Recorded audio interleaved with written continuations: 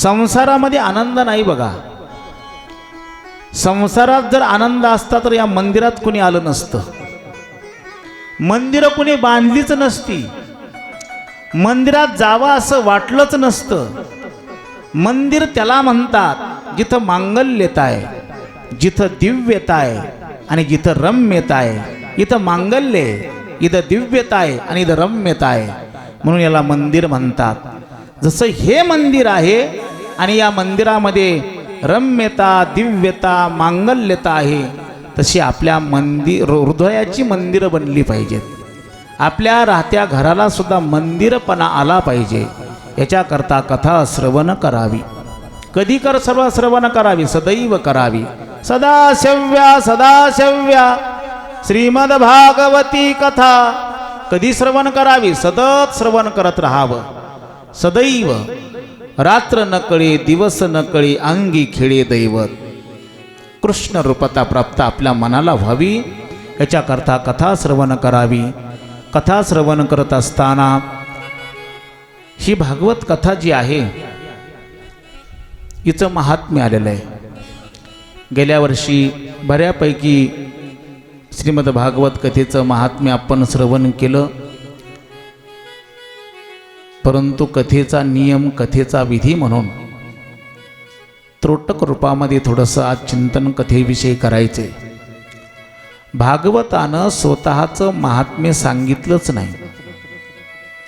मोठा माणूस स्वतःच्या बढाया कधी मारतच नसतो, आणि मारत असेल तर तो मोठा नसतो. आणि जे मारतो तो मोठा नाही, जो मारत नाही तो मोठा असल्याशिवाय राहत नाही. मोठी माणसं स्वतःचं कधीच मोठेपण सांगणार नाहीत. ज्ञानोबारायांची ओवी बघा, पूज्यता डोळा न देखावी, सो कीर्ती कानी नाही कावी. स्वतःची कीर्ती स्वतःच्या कानानं ऐकूच नाही. स्वतःचं मोठेपण, स्वतःची पूज्यता कधी स्वतःच्या डोळ्यानं पाहूच नाही पाहावी. हा तर हे तर भागवत आहे. भागवत म्हणजे काय? प्रत्यक्ष कृष्ण परमात्मा आहे. ही वाङ्मय मूर्ती आहे.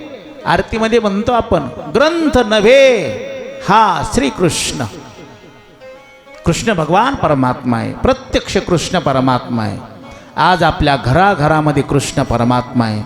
आज आपलं सैदापूर नाही राजा हो, आज आपलं गोकुळ आहे. कारण कृष्ण कुठं होता? गोकुळामध्ये होता. मग आज कृष्ण जर सैदापुरात आला असेल तर सैदापूर कसं राहील?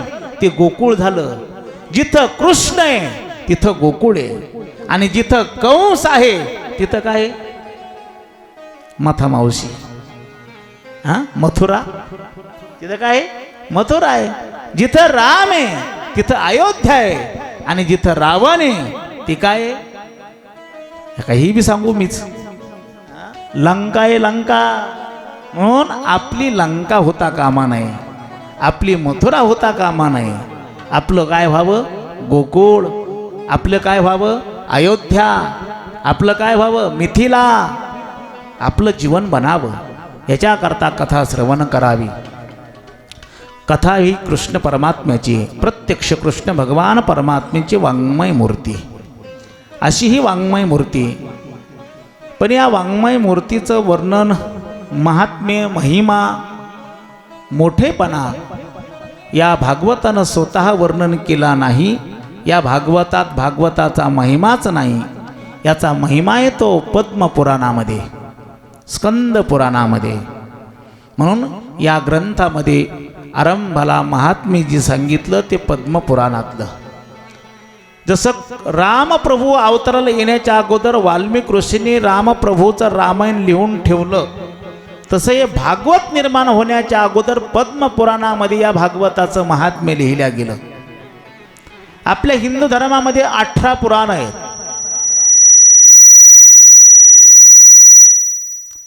18 पुराणामध्ये सर्वात शेवटचं पुराण श्रीमद भागवत आहे. बाकीचे पुराण आहेत हे महापुराण आहे. श्रीमद भागवत महापुराण. मग हे सगळ्यात शेवटी याचे हे झालं, निर्माण झालं श्रीमद भागवत. मग याचं महात्म्य पद्मपुराणात अगोदरच उदयाला आलं. अगोदरच त्याचं महात्म्य सांगितलं. व्यवहारात असं कधी होत नाही.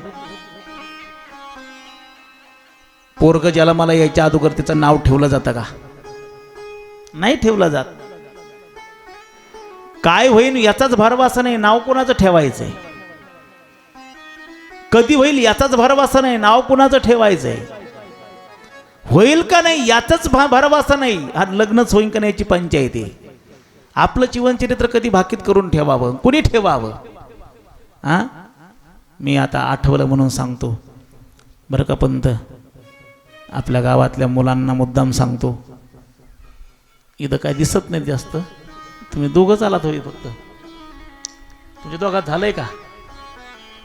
दोघाचं बी नाही का? शेजाऱ्याच्याच काय म्हणतो? म्हणजे तुम्हाला मला सोबती राहायचंय का? खरं का खोटं? बरं झालं वा. हा, ते मस्त संगवटीत देऊन टाका दोघं बी. मुद्दाम सांगतो मुलांना. मला इथपर्यंत आणून घालेपर्यंत सगळेच होते, कुणीकडे गेले पताच लागा ना मला. ऐका ताई, यांच्या करता नाही पोरांनो, ही कथा तरुणांकरताय. तरुणांकरताय. माफी मागून एक वाक्य सांगू का तुम्हाला? मला ते शोभत नाही पण आता सांगतो. त्यातून कट कर बर का. तुझी भीतीच वाटते हो मला. सध्या तुम्ही लय मागा लागलेली इथं. ते कॅमेरे लय मागे सध्या. जाऊ दे, नाही सांगत मी. ते कॅमेरा लावला नाही सांगत, जाऊ द्या. कधीतरी सांगा ना असा बिन कॅमेऱ्याचा. गोपाल कृष्ण भगवान की जय. जय श्री राधे श्याम. फक्त एकच सांगतो पोरांना, नाही सांगत बाकीचं काही. कथा कोणा करता? ही तरुणांकरता कथा आहे. हा, तरुणांकरता कथा आहे. तरुण सुधारला पाहिजे. आणि तरुण सुधारण्याकरता तरुणाला सुधारायला काय पाहिजे? खारी, खोबरं, काजू, बदाम हे पाहिजे का? हे देहाला सुधारण्याकरता पाहिजेत. पण तरुणाचं मन परिवर्तन होण्याकरता काय पाहिजे? विचाराचा खुराक पाहिजे. विचाराचं धन पाहिजे. सदविचार रूपी धन. सदशास्त्राचं श्रवण करा. सत्संगतीमध्ये राहा. तरुणाच्या मनाचं विचाराचं परिवर्तन जर झालं तर गाव सुधरेल, घर सुधरेल, समाज सुधरेल, देश सुधरेल, नाही का राष्ट्र सुधरेल ना. आपलं राज्य सुधारलेलं नाही का? सुधारलेलं आहे. पण आणखीन आपल्यामध्ये परिवर्तन सात्विकतेचं व्हावं. रजोगुण कमी व्हावा, तमोगुण तर राहूच नाही. आपल्याला जर व्यसन असेल तर त्याचं परिवर्तन व्हावं. निर्व्यसनी जीवन जगावं हे कळावं असं वाटत असेल. हे सांगून कळत नसतं, हे श्रवण करून कळत असतं. कोणीतरी सांगितलं, आईबाप रोज सांगतात चांगलं वागावं, चांगलं बसावं. लहान लेकराला आईबाप शिकवत असतात कसं बसलं पाहिजे. देवासारखं बसावं. कोणासारखं? पोरी कोणासारखं बसावं? हा, हेमा मालिनी सारखं बसावं.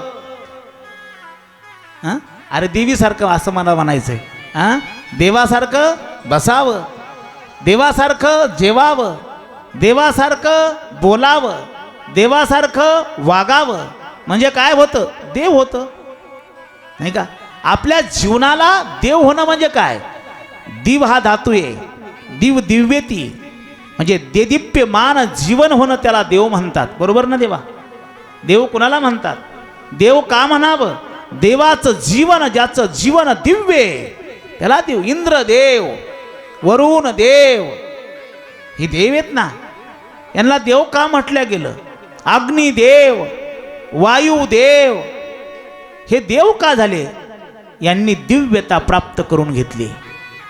आमचे गुरुजी वैकुंठवासी विठ्ठल बाबा घुले, त्यांचं एक वाक्य आहे बघा. बुवा, त्यांचं असं वाक्य आहे, बुवा,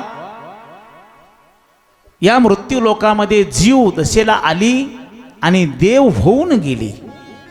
जीव दशेला आली, जीव म्हणून आली, जाताना देव होऊन गेली. अशी कोण आहेत? इंद्रदेवासारखी आहेत, ब्रह्मदेवासारखी आहेत, वरुण देवासारखी आहेत. त्यांनी देवत्व प्राप्त करून घेतलं. पण इथं आली, जीव म्हणून आली, पण कर्म करताना दिव्य कर्म केलं, चांगलं कर्म केलं, सत्कर्म केलं आणि जीवन परिवर्तन झालं. मग त्यांना जर जीव युवदशेला येऊन देवदशा प्राप्त करून घेता येते, आपल्याला का येत नाही? आपल्यालाही यावी. दिगंबर बाबा असताना कोणी पायासुद्धा पडत नव्हतं. महात्माचा असा होता, ओझे हाताने गेलं की ब्रह्मास्त्र बाहेर पडायचं. दिगंबर ते शिवाय द्यायचे, उजव्या हाताने जाऊन देत नव्हते. बरोबर आहे, मी खरं बोलतोय का? नाही तर मला जेहीने काय लावलंय दुसरंच. असंच होतं ना. महात्मा कळत नसतो, महात्मा कळून घ्यावा लागत असतो. कारण जीवन महात्म्याचं पिशाच्यवत वेड्यासारखं जीवन महात्मा जगतो, जगाने त्यांना आडवं येऊ नये म्हणून. मला वाटतं ज्ञानोबारायांची ओवी आहे. मी प्रत्येक वेळेस इथं आल्यानंतर ती ओवी म्हणतो बघा ज्ञानोबारायांची. ती ओवी मला भावते. दिगंबर बाबा पाहिले की चातुर्य लपवी महत्व हरवी. ही प्रत्येकाने ओवी पाठ करा. आपल्या सैदापूरकरांनी प्रत्येकाने पाठ करा.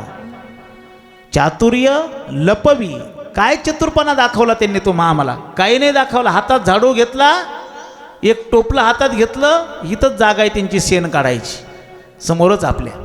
आजही ते दृश्य माझ्या समोर दिसतं. आम्ही या विहिरीवरती भाकरी खायचो, बरोबर आहे ना. या विहिरीवरती शाळा सुटली की भाकरी खाण्याकरता इथं येत होतं. विहिरीला पाणी तिथं हाताला घेता येत होतं पाणी ते. आणि दिगंबर बाबांची वेळ, आमच्या जेवणाची वेळ आणि त्यांची शेण काढायची वेळ बरोबरच असायची. हातामध्ये एक झाडू, हातात एक टोपलं, शेण काढावं. शेण काढता काढता ते तुम्ही आम्ही म्हणावं, मायाच मुळावर आलंय शेण काढायचं, मायाशिवाय दुसरं तरी कोण काढील, आमचं जीवनच शेणात गेलं, दुसऱ्याच्या हाताला लाखवा झाला, शेण काढ की वारं येतं. हे कुणी म्हणावं? हे तुम्ही आम्ही म्हणावं. पण महात्मा आनंदाने शेण काढत होता. काय कोणी तुम्ही रोजाने लावलं होतं का शेण काढायला? नाही. सेवा होती. सेवा परमो धर्म. सेवेनं मनुष्याचं जीवन पवित्र बनतं, पावन जीवन होतं.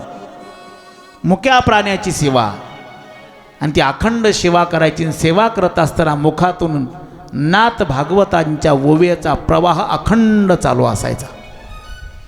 हातानं कर्म चालू आहे, मुखानं भगवत भक्ती चालू आहे. हा संगम होता. आणि या संगमातून जीवन घडवलं, पण लपून घडवलं. चातुर्य लपवी. स्वतःचा मोठेपणा हरवला, महत्व हरवी. काय मोठेपणा होता हो? कोण बोलत होतं त्यांना? कधी कोणी बोलत होतं का त्यांना? आदराने प्रेमाने बोलत असतील तितक्या पुरतं.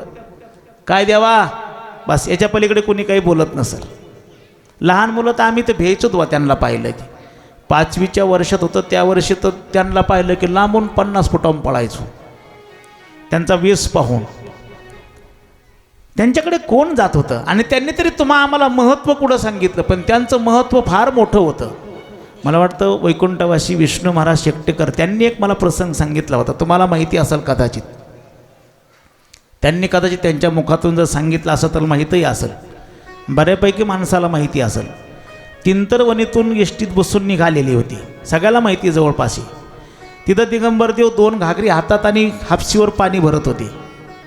एसटी नेमकं आली होती. एसटीत विष्णुबा चढले आणि एसटीत बसल्यात दिगंबर देवाला पाहिलं. काय देवा यायचंय का असं दिगंबर देवाला ते बोलले. ओ विष्णुबा थांबा थांबा, मला यायचंय, गाडी थांबवा. तोपर्यंत कंडक्टरने डबल बेल दिली, गाडी निघाली, गाडी निघून गेली. हे मागं विष्णुबा विष्णुबा म्हणून हाक मारतात. आता गाडी निघाल्यावर काय करते विष्णुबा? गाडी तांदळ्यात येऊन थांबली. विष्णू महाराज खाली उतरले आणि सैदापुराच्या रस्त्याला लागले. तर दिगंबर देव यांच्या पुढं दोन्ही हातात घागरी घेऊन चालत होते. हे लहान मोठं महत्व आहे का छोटं महत्व आहे? दिगंबर देव लहान होते का छोटे होते का मोठे होते? नाही कळून दिलं जगाला. कसे आले कुठून आले कोणाला माहिती, कसे आले कुठून आले. तर ही महात्म्य मंडळी स्वतःचं महत्त्व झाकवतात, महत्त्व हरवी. मग करतात काय? पिशेपण मिरवी. वेडेपणा मिरवतात पण वेडे नसतात. आज्ञानपणा दाखवतात पण ती आज्ञानी नसतात आणि यांना संत म्हणत असतात. आमच्याकडे ज्ञान नाही, अज्ञान आहे, पण आम्ही अज्ञान झाकवतो, ज्ञानी दाखवतो. हा जीव आहे, हा वेडा नाही, हा भोळसर नाही, हा महावेडा आहे. पण तो स्वतःच्या ठिकाणी मोठेपणा दाखवायचा प्रयत्न करतो, चातुर्यपणा दाखवायचा प्रयत्न करतो. हा जीव आहे, जीव लबाड आहे. साधू लबाडी करत नाहीत, साधू लटके कधी बोलत नाहीत. लटका व्यवहार आहे, लटका संसार आहे. तुम्ही हरिपाठामध्ये म्हणता ना, काय म्हणता हरिपाठात?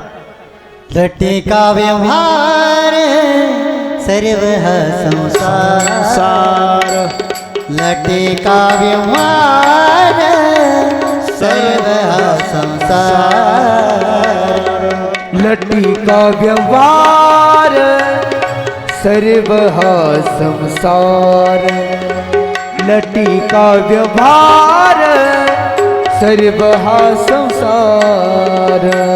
वाया जरसा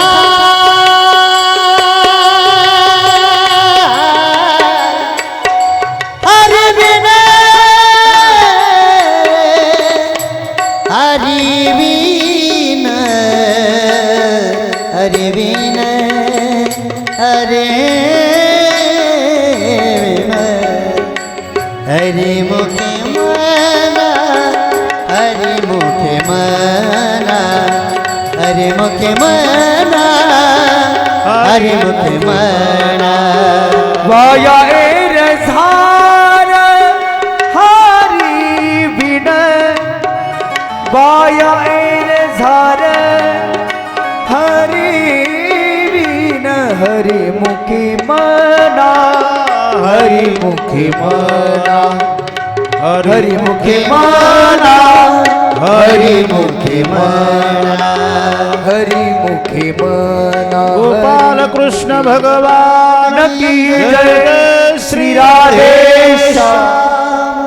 लटिका व्यवहार सर्व हा संसार, वाया येर झार हरिवीन. देवाशिवाय आपला संसार असेल, देवाशिवाय आपलं येणं जाणं असेल, तर हे लटकं आहे, खोटं आहे, हे थोतांड आहे. जीवाचा स्वभाव लटका आहे. जसा संसाराचा स्वभाव आहे तसा जीवाचा स्वभाव. म्हणून या जगामध्ये आल्यानंतर साधू लोक मात्र जगाला लटक दाखवतात, पण ते लटके नसतात. आम्ही लटके न बोलो वर्तमान खोटे. ते लटकं बोलत नाहीत, खोटेपणा त्यांच्याकडे नसतो, पण ते जगाला दाखवतात. म्हणून दिगंबर बाबांना ही ओवी लागत होती, म्हणून याच्याकरता बोललो. चातुरे लपवी महत्व हरवी पिशेपण मिरवी. मग मजबुरीनं का नाही, आवडोने आनंदानं. जगा माझी, या जगामध्ये आनंदानं साधू राहतात, पण जगाला आपण साधू आहोत हे दाखवत नाहीत. तुकोबारायांचं सुद्धा एक आणखीन एक प्रमाण आहे बघा. भले आम्ही संत दास, संत पदवी नको आम्हास. आम्ही संत नाहीत, आम्ही संतांचे दास आहोत. या जगामध्ये जो नम्रतेनं राहतो तो जगात मोठा होतो, तो मोठा असतो. म्हणून आपल्याला मोठं व्हायचं असेल तर मोठं कशानं होईल? पैशानं मोठं होईल. सध्या कशाने मोठा मानला जातो माणूस? मोठं कुणाला म्हणलं जातं? पैसेवाल्याला, संपत्तीवाल्याला, सत्ताधीशाला मोठं म्हणलं जातं. पण सत्यनं मनुष्य मोठा, भौतिक मोठा होतो. पैशानं मनुष्य मोठा, भौतिक मोठा होतो. जगात गिनीज बुकामध्ये नोंद होती बा त्याची, पंत श्रीमंताची. जगात नंबर 1 अंबानीचा नंबर आहे जगातल्या श्रीमंतापैकी. भारतातल्या अंबानीचा नंबर आहे. श्रीमंत आहेत ते. पण जरी श्रीमंत असले तरी सुद्धा प्रयागराजला बुडी मारायला जावंच लागतं. महाकुंभात गेले ना, कुटुंबासह गेले. हनुमान चालीसा त्यांची पोरं म्हणतात बा हनुमान चालीसा. हां, आपले 3च पत्र आहेत, पण आपलं म्हणतं दिल दिया आहे. गरिबीला देऊन टाकेन बा सगळं. हां, 4च पत्र आहेत, पण ते पोरगं म्हणतं मेरे अंगणे मी. तुझ्या अंगणात कशाला कोणी यायला लागलंय? इथं येऊन म्हणावं, विकारांना म्हणावं, संसाराला म्हणावं, जन्म मरणाला म्हणावं, या अंगणात तुझं काय काम आहे? हे अंगण माझं आहे, हे अंगण माझ्या परमात्म्याचं आहे, हे अंगण माझ्या साधूचं आहे. इथं येऊन स्वाभिमानानं म्हणावं. सर्वस्व दिलंय आणि सर्वस्व देणारे इथं म्हणावं. इथं म्हणणं सार्थकी आहे आणि या प्रांगणाच्या बाहेर म्हणणं हे निरर्थक आहे. हे विचार कळायचे असतील तर भागवत, श्रीमद भगवद्गीता, रामायण याची जगाला गरज आहे. सत्यता कळून घ्यायची असेल तर इथंच यावं लागेल आणि आपल्या व्यवहार जीवनामध्ये आनंद भोगायचा असेल तर इथंच यावं लागेल. मला ती एक वाक्य सांगायचं होतं म्हणून मी एवढा मोठा पसारा मांडला. ऐकत असतील कुठंतरी कानाकोपऱ्यात बसून, त्यांच्याकरता बोलायचं होतं. भागवत कथा ऐकल्यानंतर मनोकामना पूर्ण होतात, मनवासना पूर्ण होतात, इच्छापूर्ती होते. पण कथा श्रवण करावी. कशीच कथा श्रवण करावी? या कथेच्या विधानानुसार कथा श्रवण करावी. कथेमध्ये नियम सांगितले. धूत वस्त्र घालावं, रोज धुतलेली वस्त्र घालून कथेला यावं. कोणाची निंदा करू नये, कोणाची निंदा ऐकू सुद्धा नाही. निंदा करणं तर लांबच राहिलं. तुकोबारांचे असे काही अभंग पण आहेत. अनेकांचे कानी गुण दोष मना नानी. अनेकांची कानावरती सुद्धा कोणाचे गुण आणि दोष आलेच नाही पाहिजे आणि आपण तर करूच नाही. अशी कथा श्रवण करावी. उपवास करावा. आल्या आल्या बऱ्याच मंडळींनी जांभळ्या दिल्या. अलाराम वाजले, म्हणलं आपले 4 वाजले. अलाराम वाजल्याबरोबर कळतं. आळस येऊ नये याच्याकरता हलका आहार घ्यावा. आता बऱ्याच मंडळीला इथं श्रावण महिना आहे. किती जणाला हात वर करा बरं.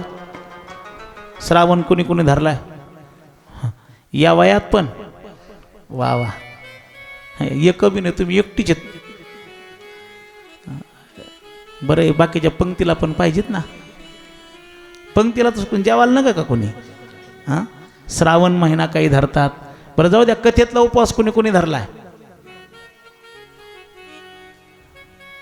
तुमच्याकडे गुत्त दिलं काय?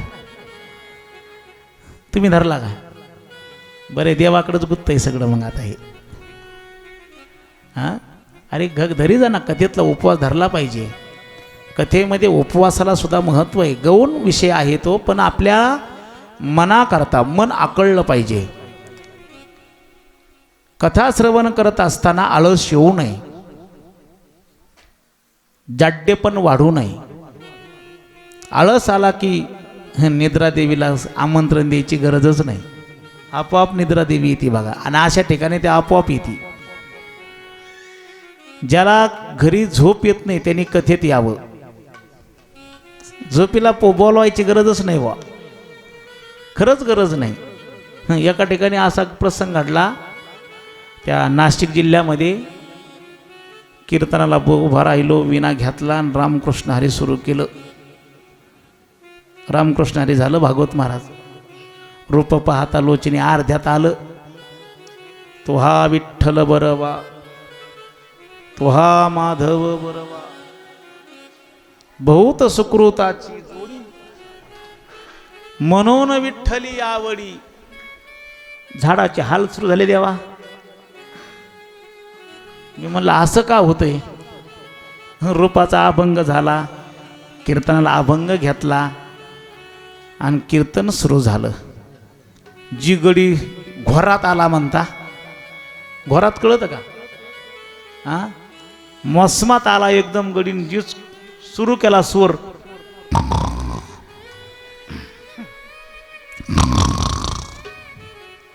शेजारच्यांनी जरा डवचिलं, ए गबस गबस. मग घोरतो कशाला? कोण घोरतय? कोण घोरतय? अशी मानतं कबूल बी करत नाहीत. तो म्हणला, अरे धान्या गोळ्या खाऊन घरी याय नाही. इथं गोळी न खाता आली तर कमून तुझ्या पोटात दुखायला लागलं. हां, कशी करू दे. आणि आलोय पण याच्या करताच. खरंच माणसाने झोपायच करता सुद्धा कथेला यावं, कीर्तनाला यावं. इथं झोपलात नाही येऊन तरी सुद्धा वाटवलं नाही. चांगलंच आहे, कल्याणच आहे. कथा कल्याण करणारी आहे, कथा सुख देणारी आहे, कथा आनंद देणारी आहे. झोपेचा आनंद नाही का? झोपेचा आनंद नाही. झोप कशा करता असते? आनंदाकरताच असते. मग आनंद झोपेत पण आहे. मग झोप जर घरी येत नसेल तिथं का नाही झोपावं? झोपावं. कथेमध्ये उपवास याच्याकरता करावा, आळस येऊ नये, निद्रा येऊ नये याच्याकरता उपवास करावा, धूत वस्त्र परिधान करावी. आणि ज्याला जमत नाही उपवास करायला त्याने नाही करावा. तुम्ही नाही केला तरी चालतो, पण आता तुम्ही केलाय, या वयात उपवासाची गरज नाही. फक्त मन शांत कसं राहील, भगवत भक्ती कशी करता येईल, आपल्या देहानुसार, वयानुसार, शरीराच्या आरोग्यानुसार आपण चालावं. आपली कथेमध्ये विघ्न येणार नाही याची काळजी घ्यावी. कथा श्रवण करायला बसला, जेवण केलं आणि आळस आला, मन लागत नाही, कथा श्रवण करून उपयोग नाही. कथेमध्ये तैल धारेवत मन एकाग्र व्हावं, एका आसनावर बसावं. एका आसनावर बसावं म्हणजे काय? रामदेव बाबाचे सगळे आसनं झाले आत्तापर्यंत तुमचे, एक पण राहिलं नाही. रामदेव बाबाला शिबिर घ्यायची सुद्धा गरज पडत नाही. कुणी 2 पायावर आलं, कुणी 1 पायावर आलं, कुणी पाय पसरण्यावर आलं. आता ज्याच्या गुडघे जमत नाही त्याला ठीक आहे. एक जण काही आता इथपर्यंत चाललंय, हळूहळू होईल ते उद्या दिवस. नाही जमलं तर ठीक आहे, गुडघे त्रास देत असतील तर. पण ज्याला जमतंय त्यांनी हे आसन जिंकावं. जितासन याला काय म्हणतात? जितासन म्हणतात. आसन जिंकावं, शरीरावरती ताबा राहावा, श्वास जिंकावे. आपले श्वास सुद्धा कथा श्रवण करताना स्तब्ध व्हावे. त्यांनी सुद्धा कथा श्रवण करण्याकरता थांबावं. पण तुम्ही थांबायचा प्रयत्न करू नका, कायमचं थांबतात, आपोआप थांबतात ते. एवढं मन एकाग्र व्हावं आणि कथा श्रवण करावी. अशी जर कथा कुणी श्रवण करत असेल त्याला कथा आपल्याला वाटेल तर फळ देण्याची ताकद या कथेमध्ये. म्हणून मी मगाशी पोरांना सांगण्याकरता बोलणार होतो, कथा श्रवण करा. ज्याचं झालं नाही त्याचे होतात, ज्याचे झाले नाही त्याचे होतात. झालंय का? कॅमेऱ्यावाले काय म्हणता? गेल्या वर्षी झालं नव्हतं, खरंच झालं काय? नाही झालंय नेमकं? हो नाही नेमकं काय? पण तर झालंय काय? तुम्ही होते का? मला चुकीलं काय?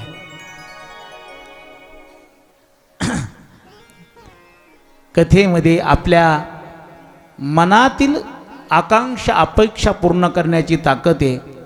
म्हणून करताना कथा श्रवण करत असताना निर्मळ मनाने कथा श्रवण करावी. आपल्या घरामध्ये काही अडचणी असतील, घरामध्ये नकारार्थी ऊर्जा असेल, ती दूर व्हावी असा संकल्प करून कथा श्रवण करा.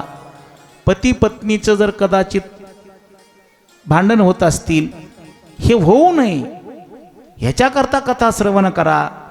घरामध्ये धनसंपत्ती येते पण थांबत नाही, याच्याकरता कथा संकल्प करून कथा श्रवण करा. शेतीमध्ये कष्ट करतो, रात्रंदिवस राबतो, पण हातात काही येत नाही, ह्याच्याकरता कथा श्रवण करा. मी एक जणाचं एक ऐकलं बघा, ज्ञानेश्वरीचं पारायण त्यांनी शेतात केलं. तुम्हाला खरं वाटेल खोटं वाटेल, तुम्ही माना न माना, पण ज्यांनी अनुभव घेतला त्यांनी मला हे सांगितलं. शेतीमध्ये त्यांनी एक पारायण केलं, लोकांकरता नाही, स्वतः करता करा. आणि अशी भावना ठेवा, आपल्या शेतातल्या उत्पन्नाकरता करा, आपल्या शरीरातल्या आरोग्याकरता करा, आपल्या शरीरातल्या विकार दूर होण्याकरता करा, निर्विकार आपलं जीवन बनावं याच्याकरता करा. परमार्थ आपल्याकरता करायचा असतो, दुसऱ्याकरता नाही. त्यांनी शेतामध्ये ज्ञानेश्वरीचे काही अनेक वेळ मिळून तसे पारायण करत राहिला. त्याचा अनुभव त्यांनी सांगितला. प्रतिवर्षी मला जे उत्पन्न होत होतं त्याच्यापेक्षा काही पटीनं उत्पन्न माझं वाढलं आणि कष्ट कमी करता वाढलं. माझ्या त्या उत्पन्नावरती, पिकावरती माझा रोगसुद्धा कमी आला. शेजारच्याला जे उत्पन्न झालं त्याच्या अनेक पटीनं उत्पन्न माझं वाढलं. मी विचार करत होतो का असं झालं असेल, मी तर कष्ट एवढे केले नाही, जेवढं उत्पन्न झालं तेवढे. नंतर त्याला हे विचार भावले, हे ज्ञानेश्वरीच्या पारायणाचं फळ आहे की मी ज्ञानेश्वरीचं पारायण माझ्या शेतीमध्ये केलं, त्या पिकामध्ये केलं, तर माझ्या जीवनामध्ये शेतीतलं उत्पन्न वाढलं. असं जर होत असेल तर का कथा ऐकू नये, का ज्ञानेश्वरी वाचू नये, का गाथ्याचं पारायण करू नये, का नामस्मरण करू नये? करावं. ज्यांना शरीराचं आरोग्य चांगलं नाही त्यांनी संकल्प करावा, कथा श्रवण करावी, समोर तांभरून ठेवावा, ते पाणी कथेमध्ये ठेवावं समोर, ते अभिमंत्रित होतं आणि ते पाणी प्यावं. त्यांनी आपल्याला कदाचित आरोग्य चांगलं होण्याची शक्यता आहे. रोज जप करावा, समोर ग्लास भरून ठेवावा, तुळशीचं एक पान त्यात टाकावं, संकल्प करावा. याच्याकरता आरोग्याकरता जप करतोय आणि जप करत राहावं, ते पाणी पित राहावं, ते पाणी अभिमंत्रित होतं, आपलं कार्य करतं. पण याच्याकरता आपली वाणी सिद्ध झाली पाहिजे, आपण घेतलेला मंत्र सिद्ध झाला पाहिजे. माळ गळ्यात घातली, माळ घालताना नियम सांगितले जातात. जप करा, रामकृष्ण हरी म्हणा, हो म्हणन ना, हो म्हणन ना, जप करीन ना, मंदिरात दर्शन जाईन ना, आईबापाचं दर्शन करीन ना, हे सगळा संकल्प केला जातो. पण हे संकल्प पूर्ती होत नाही. जप कुणी करत नाही, नियम कुणी पाळत नाही, म्हणून जीवनात अनुभव कधी येत नाही. परमार्थातले अनुभव दुसऱ्याने येत नसतात, स्वतःच्या स्वकष्टाने येत असतात.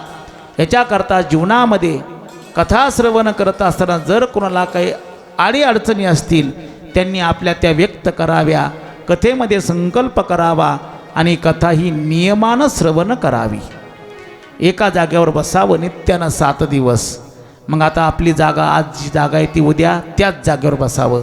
ह्याच्याकरता कथेची आरती होता असताना यावं, म्हणजे ती जागा मिळेल ना. जर कदाचित एखादी आपल्या अगोदर पुढं बसलीच तर तिला उठून भांडणं करून बाजूला काढावं नाही. कसं करायचं? असं नाही करायचं. मग कसं करायचं? कथा सुरू होण्याच्या अगोदर यायचं, होईल तर आपली जागा आपल्याला मिळवावी, नाहीच मिळाली तर एक आसन कशाला म्हणतात? एक आसनावर बसणं म्हणजे कुठेही बसा, हे सगळं एकच आसन आहे. हे काय आहे? मंदिराचं प्रांगण हे सगळं एक आसन आहे. इथं कुठेही बसा पण मनाचं आसन करा. तुकोबरायांचं एक प्रमाण सांगतो तुम्हाला. चित्ताचे आसन, चित्ताचे आसन, वा वा. चित्ताचे आसन, चित्ताचे आसन, चित्ताचे आसन, चित्ताचे आसन, चित्ताचे आसन, चित्ताचे आसन. तुका करीतो कीर्तन, तुका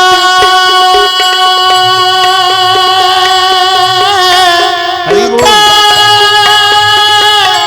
तुका तुका करीतो कीर्तन. चित्ताचे आसन, चित्ताचे आसन, चित्ताचे आसन, चित्ताचे आसन. तुका करीतो कीर्तन, तुका करीतो कीर्तन. चित्ताचे आसन, चित्ताचे आसन, चित्ताचे आसन, चित्ताचे आसन. चित्ताचे आसन. गोपाल कृष्ण भगवान की श्री राधेशा. चित्ताचे आसन. आसन कोणतं असावं? चित्ताचं आसन करावं, त्याच्यावरती बसावं, आरूढ व्हावं. याचा अर्थ असा, एकाग्र मन करावं, आपण कुठं बसलोय याचं भान नसावं आणि अशा स्वरूपात कथा श्रवण करावी. हे एक आसन आहे. अशा जर आसनावर आपण बसलो, एकाग्र झालो, कथा जर श्रवण केली तर आपण कथा श्रवण केल्याचं फळ नक्की आपल्याला मिळाल्याशिवाय राहणार नाही. असं या कथेचं महत्त्व आहे. म्हणून या कथेमध्ये प्रारंभी कथाकार सूत महाराज वंदन भगवान परमात्म्याला करतात. सच्चिदानंद रूपाय विश्वोत्पत्त्यादि हेतवे तापत्रय विनाशाय श्रीकृष्णाय वयम नमः. कृष्ण भगवान परमात्म्याला वंदन करतात. तो कोण आहे कृष्ण परमात्मा? सच्चिदानंद घन स्वरूप परमात्मा आहे. चित स्वरूप, सत स्वरूप आणि आनंद स्वरूप असं त्याचं स्वरूप आहे. परंतु तो करतो काय? त्याचं दर्शन जर केलं अशा आनंद स्वरूप असणाऱ्या परमात्म्याचं, तर आपल्या जीवनामध्ये मिळतं काय? तो विश्वाची उत्पत्ती करतो, विश्वाचा सांभाळ करतो आणि विश्वाचा लय करतो. हे त्याचं दिव्य कर्म आहे. जन्म कर्मच मे दिव्यम. देवाचं हे दिव्य कर्म आहे. तुमचं माझं मलिन कर्म आहे. तुमचं माझं मलिन कर्म आहे, पण त्याचं दिव्य कर्म आहे. असं तो दिव्य कर्म करतो. असा त्याचा स्थूल स्वभाव आहे. त्याचं मूळ स्वरूप सच्चिदानंद घन रूप आहे. आणि याचं जर अशा परमात्म्याचं दर्शन केलं तर तापत्रय विनाशाय, त्रिविध तापाची झाली बोळवण. आपल्या अंतकरणातले, आपल्या शरीरातले 3 प्रकारचे ताप नाहीसे होतात. आध्यात्मिक ताप, आधिभौतिक ताप, आधिदैविक ताप. याला सोप्या भाषेमध्ये सांगू का? आपल्या शरीरापासून होणारी पीडा याला आध्यात्मिक ताप म्हणायचं. आपल्याला एकमेकापासून शेजाऱ्यापासून होणारी पीडा याला आधिभौतिक ताप म्हणायचं. आणि पाऊस जास्त पडला किंवा पाऊस कमी पडला किंवा पाऊसच नाही पडला याला आधिदैविक ताप म्हणायचं. असे ताप नाहीस करण्याची ताकद कृष्ण भगवान परमात्म्याच्या दर्शनामध्ये आहे. अशा कृष्ण परमात्म्याचा हा दिव्य ग्रंथ आहे. आणि श्रुत महाराज यांना शौनकादिक ऋषी या दोघांचा संवाद, त्या संवादामध्ये शौनकादिक ऋषी विचारतात, अशा या घोर असणारं कलियुग, अशा या कलियुगामध्ये मनुष्याचं जीवन अतिशय चंचल, अतिशय धावतं, अतिशय गतिमान. आणि अशा या गतिमान जीवनामध्ये त्या जीवाला आनंद प्राप्त व्हावा, सुख प्राप्त व्हावं, स्वतःच्या स्वरूपाची प्राप्ती व्हावी, देवाची प्राप्ती व्हावी, याच्याकरता काहीतरी चांगलं श्रवण त्यानं करावं. आणि त्याला चांगलं काहीतरी श्रवण घडावावं, याच्याकरता काहीतरी चांगलं सांगा. मम कर्ण रसायनम, आमच्या कानाला काहीतरी गोड लागेल असं काहीतरी सांगा. म्हणून करतानी सूत महाराजांनी शौनकादिक ऋषींना श्रीमद भागवत कथा श्रवण घडवली. या ठिकाणी 3 प्रकारचा संवाद आहे. नारदांचा आणि व्यासांचा संवाद, सूत महाराज आणि शौनकादिक ऋषींचा संवाद, आणि परीक्षित राजा आणि शुकाचार्य यांचा संवाद. 3 प्रकारचे संवाद आहेत. हे भागवत जेव्हा परीक्षित राजाला शुकाचार्यांनी सांगितलं तेव्हा आश्चर्य व्यक्त केलं. एवढं मोठं हे भागवत आहे. भागवताच्या श्रवण मात्रानं परीक्षित राजाला मोक्ष प्राप्त झाला, शाप मिळाला, शापातून तो मुक्त झाला, दिव्य जीवन प्राप्त झालं. याचं आश्चर्य ब्रह्मदेवाला वाटलं. आश्चर्यकारक कथा आहे. न घडणारं कसं घडलं, न घडणारं कसं घडलं, घडलं. या कलियुगामध्ये भागवत कथा महान आहे. या कलियुगामध्ये भागवत कथा कशी महान आहे? द्वापार युगामध्ये कृष्ण परमात्मा या मृत्यू लोकामध्ये नांदला. द्वापार युगामध्ये त्याला आजही साक्ष देते बरं का देवभूमी. वृंदावनला जर कधी याला गोकुळला जर कधी गेलात ना, तर नंदबाबाच्या वाड्यात जा. कृष्ण परमात्मा या मृत्यू लोकामध्ये त्या गोकुळामध्ये नांदला. याला साक्षी आजही नंदबाबाचा 84 खांबाचा, दगडी खांबाचा वाडा आजही आहे. तो साक्षी देतो की माझ्या या प्रांगणामध्ये, माझ्या या निवासाखाली कृष्ण परमात्मा नांदला, रांगला, खेळला. पुन्हा यमुना मैया माझ्यात तो डुंबला, जलक्रीडा केली, यमुना साक्षी देते. वृंदावनामध्ये क्रीडा केली, खेळ केले, वृंदावनाची भूमी साक्षी देते. असा कृष्ण परमात्मा द्वापार युगामध्ये जेव्हा शेवटच्या चरणामध्ये अवताराला आला, कार्य झालं आणि अंतर्धान झाला, निजधामाला गेला, त्या कालावधीमध्ये आपलं तेज या भागवतामध्ये ठेवलं. म्हणून ग्रंथ नव्हे हा श्रीकृष्ण, गीते वेधी मनपूर्ण. आपलं मन गीतेकडे वेधवणारं आहे. जगावं कसं गीता शिकवते, मरावं कसं भागवत शिकवतं. कुणाकुणाला मरावं वाटतं,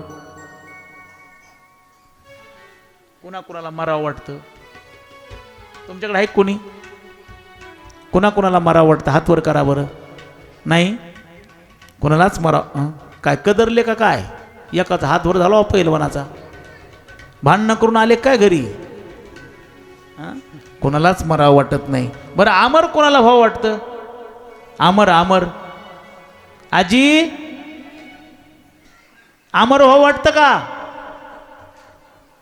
मरावं वाटतं का? बघ ना बाई, मला विचारतय काय सांगू? मरावं म्हणून सांगू का जगावं म्हणून सांगू? मरावं कोणाला वाटत नाही. आगा मर हा बोल न सहाती, मिलिया तरी रडती. कुणाला मरावं वाटते? कुणालाच मरावं वाटत नाही. अमर कुणाला व्हावं? प्रत्येकाला व्हावं वाटते. मग अमर व्हायचंय ना, कथा श्रवण करा, अमरत्व प्राप्त होतं. आज परीक्षित राजा अमर आहे. अमर कशानं अमर झाला? या कथेनं अमर झाला. अमरत्व प्राप्त करून देणारी श्रीमद भागवत कथा आहे. जीवनाचा उत्कर्ष घडवणारी श्रीमद भागवत कथा आहे. म्हणून ती कथा श्रवण करायची. आपलं अज्ञानपण जावं, सज्ञानत्व यावं. कथा श्रवण करा, ऐका, सदैव ऐका. आई काजी तुम्ही भक्त भागवत. धन्यवाद. आई काजी तुम्हीरा भक्त भागवत. आई काजी तुम्ही भक्त भागवत. आई काजी तुम्ही भक्त भागवत. कराल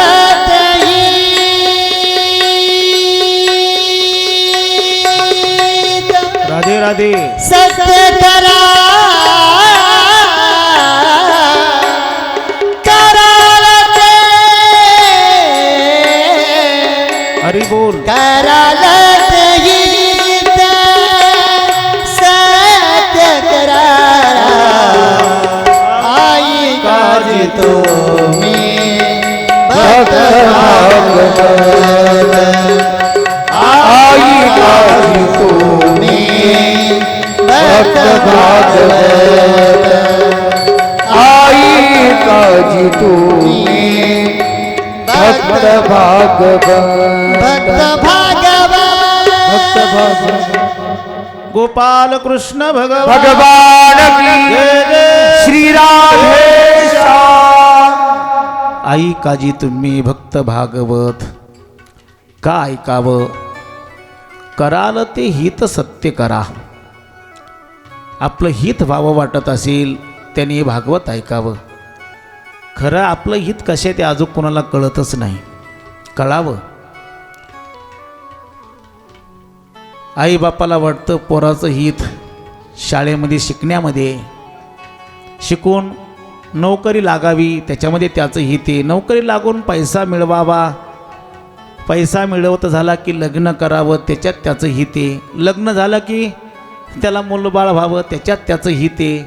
मूलबाळ झालं की मग त्या आजीला वाटतं ते माझ्या मांडीवर बसावं, त्यांनी त्याच्यावर घाण करावी. म्हणजे त्याच्यात काय आहे? आजीचं हित आहे. आजीच्या डोळ्याचे पारणे फिटावे. कशाने? कशाने फिटावे? आजीबाई नातू पाहण्याने, आणि नातवाने मांडी घाण करण्याने. ह्याच्यात काय हित आहे? काय ह्याच्यात हित नाही ना आपलं. ह्याच्यात हित नाही, अहित आहे. हे भौतिक हित झालं, हे संसारातलं हित झालं. हित त्याच्यात आहे. हित ते करावे देवाचे चिंतन.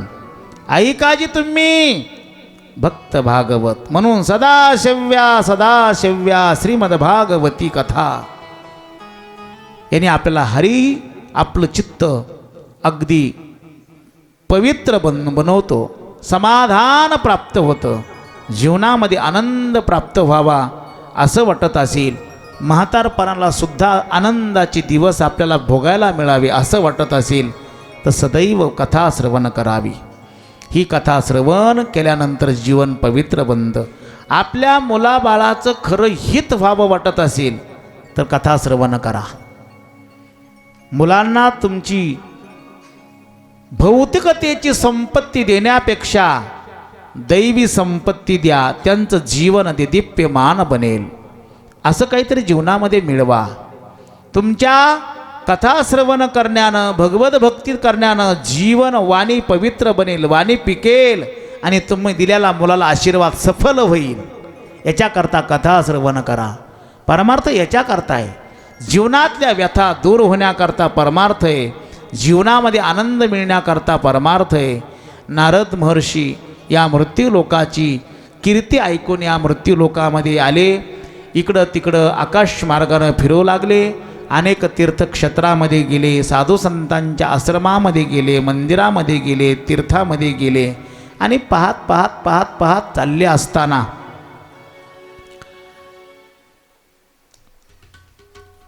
आकाश मार्गानं चाललेले वृंदावनामधून चालले आणि वृंदावनामधून जात असताना एक माता माऊली दिसली. तिनं नारद महर्षींना आवाज दिला, भो भो साधो क्षणम तिष्ठ. साधू महाराज क्षणभर थांबा. नारद महर्षी एका व्यथित मातेची हाक ऐकून खाली आले. खाली आल्यानंतर पाहिलं काही आगळं वेगळं दृश्य दिसायला लागलं. ती माता माऊली शोक विव्हळ झाली आली. दोन छोटीशी मुलं निष्क्रिय अवस्थेत पडली आली, कृष्ट अवस्थेत पडली आली, क्षीण झाली आली. त्या माता माऊलीच्या सेवेकरता हजारो दास तत्पर. थोडंसं कडक वाटतंय माझं बरं का, साऊंडचा आवाज थोडासा. नारद महर्षींनी विचारलं, तुम्ही कोण? मी भक्ती. ही मुलं कोण? ती माझी मुलं. यांची अवस्था अशी का झाली? ज्ञान आणि वैराग्य त्यांचं नाव. त्यांना वृद्धत्व आलंय. आई तरुण आहे, मुलं म्हातारी झाली. बरोबर आहे का? होय, पटतं का तुम्हाला? आई तरुण, मुलं म्हातारी, असं होतं का कधी? हां, नाही होत असं कधी. पण झालं. पण असं झालं. ज्ञान आणि वैराग्याला पुष्टता नाही.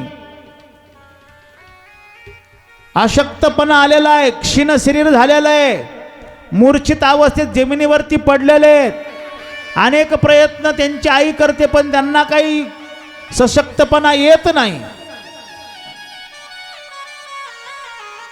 नारद महर्षींना विनंती केली, महाराज तुमच्या दर्शनानं या जगाचं पाप नाहीसं होतं, माझं एवढं दुःख तुम्ही दूर करा. म्हणून नारद महर्षींनी वेदाचा पाठ केला, गीतेचा पाठ केला, जप जाप्य केलं, कवच पाठ केला. जोपर्यंत पाठ चालू आहे तोपर्यंत ती मुलं उठून बसायची. पाठ संपला की पुन्हा मूर्छित अवस्थेत जायची. असं होत असताना आकाशवाणी झाली, नारदा सत्कर्म करा, सत्कर्म करा, सत्कर्म करा. सत्कर्म करा म्हणजे नेमकं काय करा? नारदांच्याही लक्षात येईना. तिथून नारद महर्षी निघाले, बद्रिकाश्रमाकडे गेले. तिथं सनकादिकांची नारद महर्षींची भेट झाली. आता माझी वेळ संपली, फक्त 10 ते 5 मिनटं राहिलेत. एवढ्यामध्ये एवढं थांबतो. सनकादिकांनी आवाज दिला, नारद महर्षी आले. नारद महर्षींनी दर्शन केलं आणि दर्शन केल्यानंतर विचारलं, कुणीकडे चाललात? धावत आलात? त्वरितम गम्यते कुत्र, कुठं चाललाय तुम्ही एवढं घाईघाईनं? कथम ब्राह्मण दिनमुखा, तुमचं मुख असं दिनवानं मलिन चेहरा का झाला? कशाची व्यथा आहे? कशाचं दुःख आहे? नारद महर्षींनी सगळा हा प्रकार सांगितला. मी मृत्यूलोकामध्ये मृत्यूलोकाची कीर्ती ऐकून आलो आणि आकाश मार्गानं भ्रमण करत असताना भक्ती मला भेटली. भक्तीनं आवाज दिला, भक्तीकडे गेलो तर भक्तीची मुलं कृश झालेली आहेत. म्हातारपण त्यांना आलेलं आहे, वृद्धापकाळ त्यांच्या जीवनामध्ये दिसू लागला. तिच्या आईला दुःख आहे आणि दुःख नष्ट करण्याकरता, नाहीसं करण्याकरता मी बराचसा काही प्रयत्न केला, परंतु मला यश आलं नाही. आकाशवाणी झाली, सत्कर्म करा. म्हणून सत्कर्म करा म्हणजे नेमकं काय करा हे विचारण्याकरता मी अनेक साधू लोकांना भेटलो, पण कोणी सांगायला तयार नाही. आणि मी आता तुमच्यासारख्या महात्म्यांचा शोध घेत घेत चाललो होतो. बरं झालं तुम्ही मला आवाज दिला. मी काय तुम्हाला पाहिलं नव्हतं, परंतु तुम्ही आवाज दिला. तुम्ही अधिकारी पुरुष आहात. मला तुम्ही सत्कर्म म्हणजे काय हे सांगा. सनकादिक हसले आणि सनकादिकानं सांगितलं, नारदा काळजी करण्यासारखं काही नाही. तुम्हाला सत्कर्म म्हणजे एवढं अवघड असं काही वाटतंय काय? अवघड काही नाही. काय मग नेमकं? काही नाही. श्रीमद भागवत कथा हे सत्कर्म आहे. देवाची पूजा करणं सत्कर्म आहे. आपण केलेल्या कष्टाचा 1 रुपया तरी सद्धर्माला जावा, सत्कर्माला जावा. म्हणजे कुठं जावा? गावात जत्रा करावा. जत्रा ह्या महिन्यात नसती, आषाढात असती. लक्ष्मी आईची जत्रा, बरोबर ना? मसोबाची आपल्या सैदबाची असती का? नाही का? आज कोणा पिराची करतात ना आपल्याकडं. नसन इकडं त्या बीडच्या भावताला सगळे पिरच येतं आणि त्यांना पुन्हा गुरुवार लागतो. आणि तिथं पाटलं पुन्हा चादरी चढवायला येत जत्रा. आणि तिथं काय आणावा? तमाशा. आणि त्याला काय करावा? या आपल्या संसारातला कष्टाचा 1 रुपया तरी दान करावा. म्हणजे काय घडल? सत्कर्म घडल. घडल का? हां, सत्कर्म कशाला म्हणतात? सत्कर्म याला म्हणतात, श्रीमद भागवत कथेला सत्कर्म म्हणतात. सप्ताह, अखंड हरिनाम सप्ताह सत्कर्म आहे. सगळ्यांना सद्वस्तूला प्राप्त करून देणारं हे कर्म आहे, दिव्य कर्म आहे. इथं एक शीत दिधले अन्न होय कोटी कुळाचे उद्धरण. इथं अन्नदान करावं, द्रव्यदान करावं, वस्त्रदान करावं. ही जागा योग्य आहे, हे पात्र योग्य आहे. द्रव्य देत असताना पात्राचा विचार करावा. अन्न देत असताना पात्राचा विचार करू नये, अधिकाराचा विचार नाही. सर्वामुखी द्यावे अन्न. अन्न कोणालाही द्या, दुष्टालाही द्या, शत्रूलाही द्या, नास्तिकालाही द्या, पण द्रव्य मात्र विचारपूर्वक द्या. द्रव्य पात्र विचारून, पात्राचा विचार करा. आपण केलेले 10 रुपये दान कदाचित तंबाखूच्या पोडीला तर जाणार नाहीत ना. आपण केलेला 1 रुपयाचा दान केलेला, धर्म केलेला कदाचित मदिरा पिण्याकरताचा दान जाणार नाहीत ना. महाराज लोक अशी गुंगवतात. आम्हाला पंढरपुरामध्ये गुंगिलं. रस्ता झाडीत नगरपालिकेचे लोक आले काल्याच्या आदल्या दिवशी. आम्ही दूध पंढरीकडे आमची दिंडी होती, मी आळंदीला असताना. रस्ता झाडीत आले, पण त्यांच्यामध्ये एक पुढं माणूस चालला होता हातात खराटा घेऊन. माणसं दिसले की खराटा असं नुसतं रस्त्याला असं मारायचा वारा हाणल्यावानी.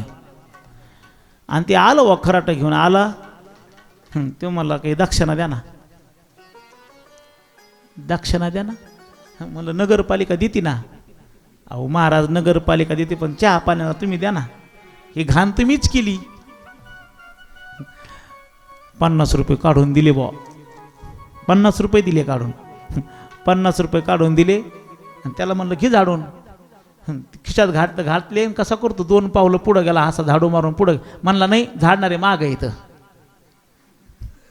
तो काय म्हणला? झाडणारे माग आहेत म्हणला. म्हणलं मग तू म्हणला महा काम झालं आता. गेलं ना ते दुकानामध्ये, घेतले 50 रुपये. सत्कर्म झालं का पाप झालं? हां, पंढरपुरात जाऊन देवा हे घडलंय. ही घडलेली घटना सांगतोय. हां, आणि नंतर मागचे लोक आले, आम्ही विचारलं तुमचा मला, ते म्हणले आमचा काय संबंध आहे म्हणले, ते काय कामाला नाही म्हणले. ते आपलं कर्म सत्कर्म घडावं, आपलं दान सत्कर्म घडावं, याच्याकरता विचारपूर्वक कर्म करताना डोळसपणानं दान धर्म करावा. आपल्यावरती पूर्वजांचे, साधू महात्म्यांचे, नारायण बाबांचे फार मोठे उपकार आहेत राजाओ. जर आपल्याला हे सप्ताह चालू करून दिले नसते, आपण अन्नदान अशा ठिकाणी केलं नसतं, द्रव्यदान अशा ठिकाणी केलं नसतं, आणि अशा ठिकाणी येऊनही बसलो नसतो. म्हणून पूर्वजांची आपल्यावर उपकार आहेत, वारकरी संप्रदायाचे उपकार आहेत की संप्रदायानं तो आम्हाला परमार्थ घडावा, याच्याकरता ही दिवाळी जीवनामध्ये प्राप्त व्हावी, याच्याकरता ही सप्ताहाची आपल्याला परंपरा घालून दिली. आणि सत्कर्म हे आपल्या प्रत्येकाच्या घराघरात पोहोच केलं. म्हणून आपलं जीवन या सत्कर्माकरता सदैव तत्पर राहावं. सत्कर्माचं नारद महर्षींना सनकादिकांनी सांगितलं, भागवत कथा करा. नारद महर्षींना असं वाटलं की सनकादिक माझी थट्टा करतायत, भागवत करणं म्हणजे सत्कर्म कसं ठरेल. सनकादिकाने सांगितलं, नारदा तुमची थट्टा नाही, खरंच आहे, सत्य आहे, सांगतो तुम्हाला. कथा करा, ज्ञान वैराग्याला पुष्टी प्राप्त होईल. कथा कुठं करावी? कथेकरता पवित्र ठिकाण लागतं. कथेचे दोन महत्त्व आहेत बघा. कथा पवित्र ठिकाणी करावी आणि कथा अपवित्र ठिकाणीही करावी. कथा अपवित्र ठिकाणी याच्याकरता करावी, ती जागा पवित्र व्हावी याच्याकरता करावी. आणि कथा पवित्र ठिकाणी का करावी? आपलं मन पवित्र होण्याकरता पवित्र ठिकाणी करावी.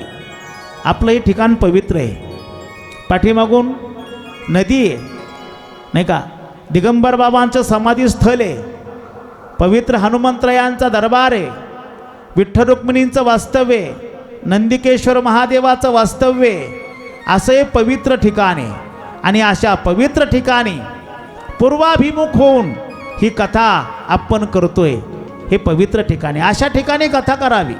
सनकादिकाने सांगितलं, हे हरिद्वारला मोठमोठी गंगेच्या तीरावरती वटवृक्ष आहेत, त्या वटवृक्षाखाली गंगेच्या तीरावरती कथा करा. कुणी करावी? अधिकार पुरुष पाहिजे. नारद महर्षींनी सांगितलं तुम्हीच करा. सनकादिकांना तयार केलं, सनकादिकांनी होकार दिला, हरिद्वारला आले, भक्ती ज्ञान वैराग्याचं आव्हान केलं. ते वृंदावनामध्ये, वृंदावनातून त्यांना हरिद्वारला नेलं. हरिद्वारला ती आली, कथेचं आयोजन केलं, कथेचा आरंभ झाला. गोपाल कृष्ण भगवान की जय जय श्री राधे. या पुढे या.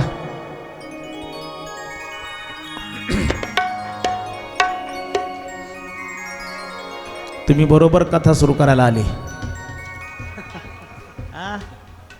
हां सोडायला आली म्हणते देव. पण आमची हरिद्वारची कथा आत्ताशी चालू झाली. नारद महर्षींनी यजमान पद स्वीकारलं, सर्व ऋषीमुनींना आमंत्रित केलं होतं. सर्व ऋषीमुनी आले, कथेला आरंभ झाला. सनकादिक कथा सांगू लागले, कथेचं महत्त्व प्रतिपादन करू लागले. आणि नारद महर्षींना सनकादिक सांगू लागले, नारदा, कथा ही फक्त मूर्छित पडलेल्या ज्ञान आणि वैराग्याला पुष्टी दिली यात नवल नाही. हे कथेचं फार मोठं महत्त्व आहे, फार मोठं महत्त्व आहे. जिवंत असणाऱ्या माणसाला आनंद देईल याच्यात नवल नाही, जिवंत माणसाचा उद्धार होईल याच्यात नवल नाही. अरे जिवंत माणूस पाप कर्म करून जर मेला, जार कर्म करून मेला, भ्रष्ट कर्म करून मेला, आणि तो जर पिशाच्य योनीला गेला असेल तर त्याचा उद्धार करण्याची ताकद या भागवत कथेमध्ये, या भागवत ग्रंथामध्ये. नारद महर्षी म्हणू लागले, ज्ञान वैराग्याला पुष्टी मिळल याच्यात शंका नाही, पण मेलेल्या माणसाचा उद्धार होईल हे कसं? जर एखादा दुर्गतीला गेला असेल, अधोगतीला गेला असेल, पण तो गेलाच ना, आता त्याचा उद्धार कसा होईल? याच्याकरता आत्मदेव ब्राह्मणाचं आख्यान आलं. गेल्या वर्षी विस्तारानं सांगितलेलं आहे. आत्मदेव नामाचे भूदेव होते, विद्वान, प्रचूर जीवन, सद्धर्म, सदाचार, सदविचार, श्रीमंत ब्राह्मण. पत्नीचं नाव धुंदुली.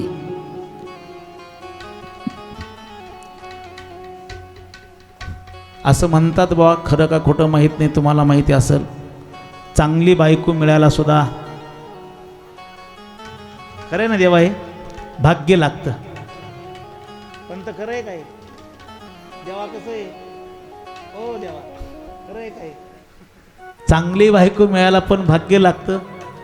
या आत्मदेव ब्राह्मणाला बायको मिळाली, पण सुशील स्वभावाची मिळाली नाही, सदाचारी वृत्तीची मिळाली नाही. पण आता लग्न झालं, करता काय, सांभाळून घेणं, संसार कडीला नेणं. कित्येक वर्ष होऊन गेली, संतती नाही. आत्मदेव नावाचा ब्राह्मण तो झुरायचा, अंतकरणामध्ये चिंताग्रस्त राहायचा. आपल्याला गृहस्थ आश्रमाचं जीवन संतती झाल्याशिवाय पूर्ण होत नाही असं म्हणतात बा. खरं का खोटं तुम्हालाच माहिती. मरताना पोराच्या मांडीवर मस्तक ठेवून मरावं म्हणजे मग काय होतं, काय होतं, काय होतं आजी, तिकडे विचारितात काय होत असेल व पोराच्या मांडीवर मुंडकं ठेवलं आणि मेला, काय होतं, काय होतं देवा, काय होतं सांगा तुम्ही तरी सांगा. आता आपल्या दोघाकडेच विनेकरी काय होतं, तेरे को मालूम नाही.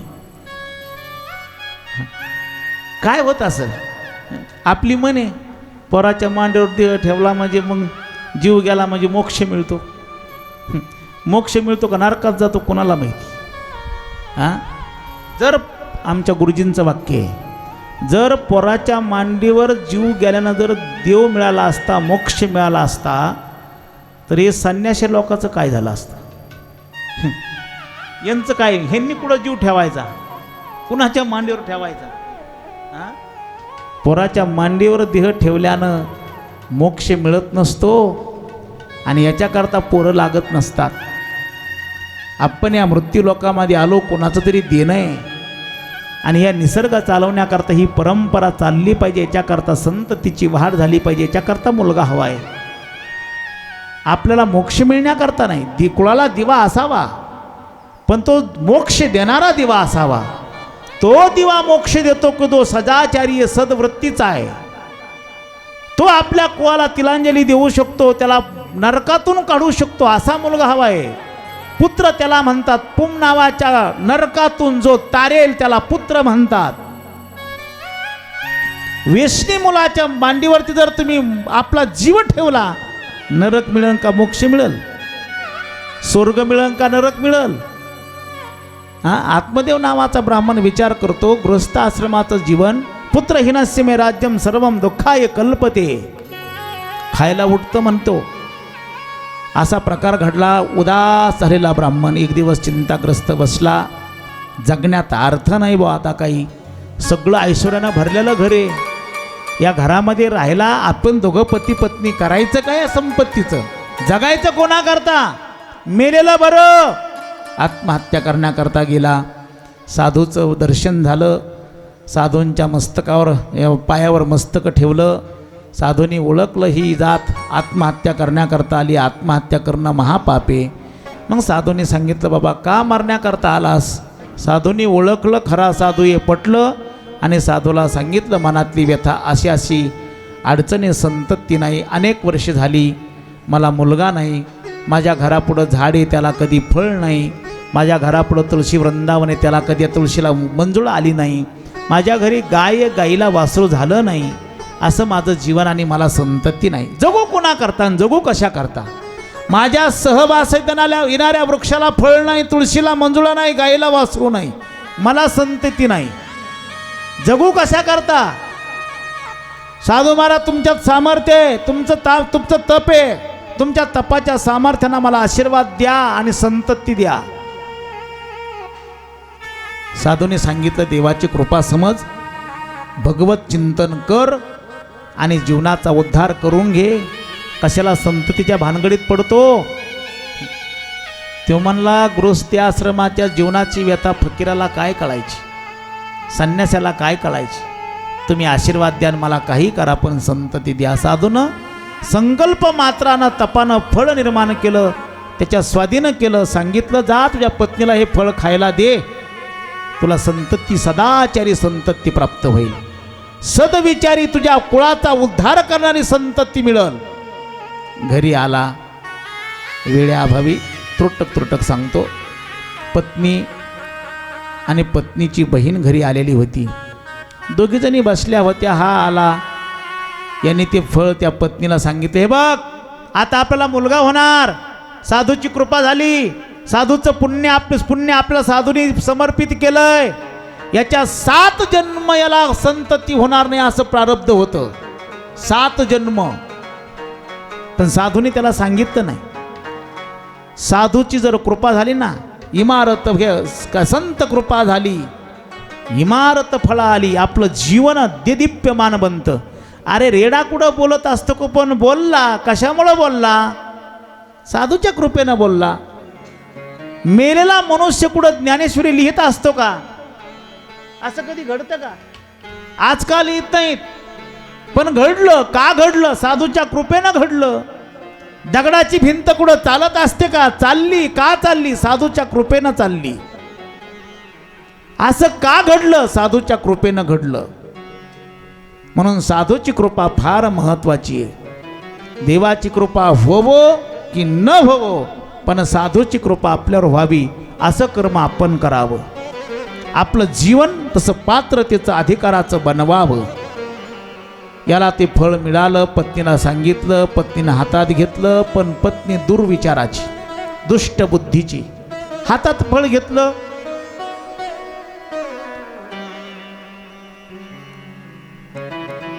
बहिणीला सांगू लागली, हातात असं फळ घेतलं बघ ना, हा दादा पा, असंच म्हणतात ना, हा दादा पा कुठं गेलता कोणाला माहिती, आणि फळ घेऊन आलाय आणि मला म्हणतो हे फळ तू खा म्हणजे आपल्याला पोरग होईल. बघ ना, आता हे फळ मी खाऊ, मला गर्भ राहील, पोटात गर्भ मोठा होत चलल, आणि मग मला जेवण कमी जाईल, मला अशक्तपणा येईल. काय विचार आहेत? मला अशक्तपणा येईल, आणि न जाणो गावात जर चोर आले तर, आणि गावात चोर आल्या पळायचा प्रसंग आला तर. बघ ना कसं कसं याला दुष्ट बुद्धी सुचली. फळ घेऊन आला दादा पा, कुठं गेलता कोणाला माहिती, कोणत्या साधूनं दिलं, मला खा म्हणतो. बरं मी फळ खाल्लं, मला मुलगा होईल, मला त्याचं संगोपन करावं लागल, त्याचं मलमूत्र काढावं लागल, त्याचे बाळा ते धुवावे लागतील. आताच्या नाही धूत, फेकून द्या दादा. आताच्या आया पण आळशी निघल्यात. दुकानात पण तसलं मटलं आलंय आता, एकदा भरलं की फेकून द्यायचं. हा भाडव्या नुसता आणीतच राहतो, ती म्हणते तू आणीतच राह. ही सांगते याचं सगळं मलमूत्र मला धुवावं लागेल. हा सगळा विचार करताना तिच्या बहिणीनं सांगितलं, हे बघ मला 5-6 मुलं झालीत, संतती झालेली, 7व्यांदा मी गरोदर आहे. काय करते, तुला माझी झालेली संतती तुला देऊन टाकते. तुझ्या पोटावरती कापडं बांध, तुझ्या पतीला गरोदरी असं भासव, आणि मग ह्या फळाचं काय करू? काही नाही, हे फळ गाईला खाऊ घाल, बघू खरा साधू आहे का. तर साधू खराच आहे का? जर खरा साधू असेल तर या फळानं त्या गाईला सुद्धा काय होईल? गाईला वासरू होतं का पोरग? काय म्हणतो तुमचा व्यवहार? वासरू होतं, पण गाईला सुद्धा काय झालं? कसं झालं असेल? साधूची कृपा पोरग होणारी होती, त्या फळाला आशीर्वाद, ते फळच होतं, पोरग देणारं फळ होतं. गाईला सुद्धा वासरू न होता काय झालं? मुलगा झाला. मुलगा. हिनं प्रत्येक महिन्याला वस्त्र बांधावी. तिची बहीण प्रसूत झाली, बहिणीनं हिला मुलगा दिला, पोटावरची वस्त्र बाजूला काढली. सगळं तुम्हाला हा चरित्र भाग माहिती आहे. हिच्याकडे मुलगा आला, पतीला मुलगा झालाय भासवलं, पतीला आनंद झाला, हिने दान धर्म केला, मुलाला दीर्घायुष्य प्राप्त व्हावं, दीर्घ आरोग्य प्राप्त व्हावं, ऐश्वर्य संपत्ती प्राप्त व्हावी, दीर्घकालीन ऐश्वर्य भोगावं, याच्याकरता आशीर्वाद मिळावे म्हणून दान धर्म केला, गोदान केलं, द्रव्यदान केलं, वस्त्रदान केलं, अन्नदान केलं. 3 महिन्यानंतर गाईला सुद्धा काय झालं, मुलगाच झाला. मुलगा, साधूचा कृपा, साधूचा आशीर्वाद. त्या गाईसारखे फक्त कानं होते, सगळं शरीर मानवाचं होतं. 3 महिन्यानंतर तोही मुलगा घरामध्ये नांदू लागला. ती मुलं लहानाची मोठी होऊ लागली. त्यांचं नामकरण झालं. धुंदुलीनं सांगितलं माझ्या मुलाचं नाव मीच ठेवणार, म्हणून माझ्या नावावरून धुंदुकारी नाव ठेवलं. गाईच्या मुलाचं नाव गाईसारखे कानं म्हणून गोकर्ण नाव ठेवलं. लेकराचे पाय पाळण्यात दिसू लागले. पंडितो ज्ञानी, गोकर्ण काय झाला, पंडित ज्ञानी झाला. आणि धुंदुकारी महाखला, हा दुष्ट प्रवृत्तीचा धुंदुकारी निघाला. घरातल्या संपत्तीचा अपव्यय करू लागला. मुलाचे पाय पाळण्यात बघा, जास्त मुलांचे लाड अल्पवयात करू नका. ज्या त्या कालावधीत जे ते दिलं पाहिजे. लहान वयामध्ये मुलाला संपत्तीची गरज नाही, जास्त लाडाची गरज नाही. मुलाची जास्त अति लाड करताल तर परत म्हातारपणी भोगताल. असे संस्कार करा की तुम्हाला तो देव मानल. मातृदेवो भव, पितृदेवो भव, आचार्य देवो भव, अतिथी देवो भव. हे संस्कार मुलावर करा. त्याला संपत्ती देण्यापेक्षा त्याला विचाराची संपत्ती, विचाराचं धन द्या आणि आपली मुलं चांगली घडवा. आईबापाच्या हातात मुलं घडवू नये. शाळेतल्या शिक्षकांच्या हातात त्यांना फक्त भौतिक ज्ञान देणे. शाळेतल्या विचारानं मुलं संस्कारित होत नाहीत. सुसंस्कार त्यांच्यावर तिथल्या विचारानं होऊ शकत नाहीत. म्हणून आपल्या मुलाला घडवायची जबाबदारी आई आणि बापावरती आहे. बापाने निर्व्यसनी राहावं आणि मुलगा निर्व्यसनी व्हावा याची अपेक्षा करावी. आधी आपण चांगलं व्हा, मुलं चांगलं होतील. म्हणून करताना मुलाचे पाय पाळण्यात बघा. या लेकराचे पाय पाळण्यात दिसू लागली. जार कर्म करू लागला, चोऱ्या करू लागला. म्हातारी माणसं चालली, आंधळी माणसाला लुटून द्यायचा, हातातल्या काट्या हिसकून घ्यायचा. लहान मुलं दिसली की चिमटे घेणार, त्यांना आरडाओरडायला लावणार. काही काहींची मुलं उचलायची, विहिरीत टाकून द्यायची. असलं वाईट कर्म मुलगा करू लागला, धुंदुकारी.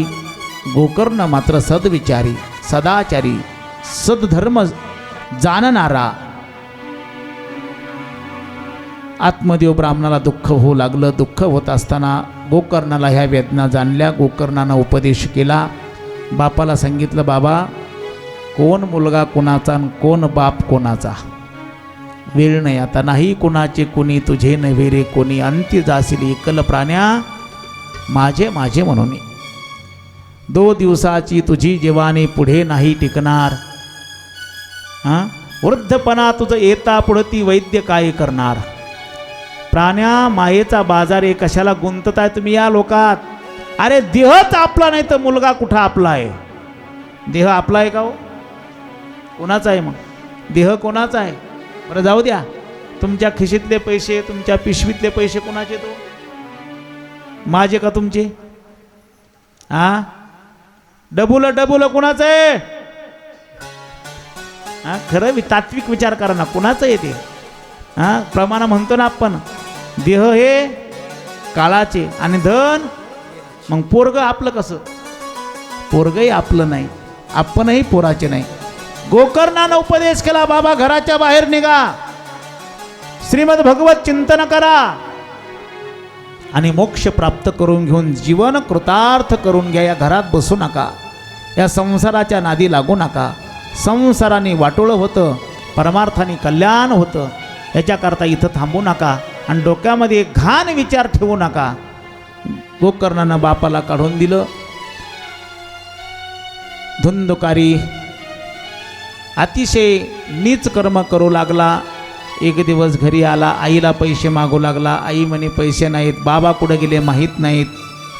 बाबांनी ठेवलेले पैसे कुठे सांग, धन कुठे सांग. मला काही कल्पना नाही. सगळं घरातलं धन नष्ट केलं, त्याचा अपव्यय केला. एक दिवस आईला म्हणू लागला, आई बऱ्या बोलानं पैसे दे. जळतं लाकूड हातात घेतलं, आईच्या मागं लागला. आईला लाथा मारू लागला.